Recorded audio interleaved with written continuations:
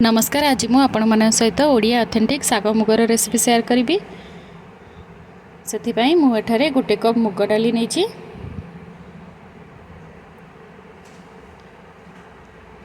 यापर यह भल भाव भाजी देछि। यह भाजी गला परे यह मु धोई देछि। एबे कुकर रे से मुग डाली को पकई से गोटे कप पानी ऐड करिछि। यह परे से मु गोटे चामच हळदी गुंड एवं स्वाद अनुसार लुण पकईछि। यह को मीडियम फ्लेम रे गोटे सीटी दे देबे। एबे कड़ाई रे तेल गरम करी से मु गोटे चामच सोरिष को पकईछि। सोरिष भल भाव फुटी गला परे से मु काटी रखिथिबा कंचा लंका को पकईछि। कंचा लंका भल भाव भाजी गला परे से मु किछि रसुण को छेचिकी पकईछि। यापर मु गोटे पियाज को छोट छोट कर काटिकी पकईछि। पियाज 2 मिनिट भाजी गला परे से मु खंडे कखारु को एपरि भाबे छोट छोट कर काटिकी पकईछि।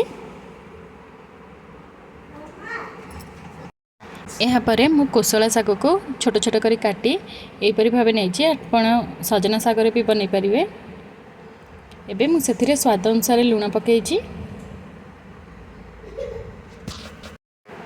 यह को भल भाव गोले 5 मिनिट पाई घोड़नी दे सीझा छाड़ीदे।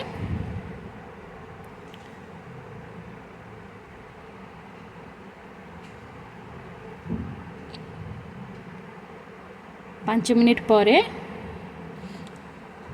एबे देखंतु साग एवं कखारु भल भाव सीझी गलानी। एबे सेथिरे मु सिझाई रखिथिबा मुग डाली को ऐड करिछि। यापर यह 2-3 मिनिट पर्यंत फुटिया छाड़ीदे। एबे हमर साग मुग प्रस्तुत हो गला। यह बनातु खातु केमिति लागिला कमेंट बॉक्स रे निश्चय जणाबे। मो चैनल को लाइक शेयर एंड सब्सक्राइब करिया को भूलिबेनी। रहउची जय जगन्नाथ।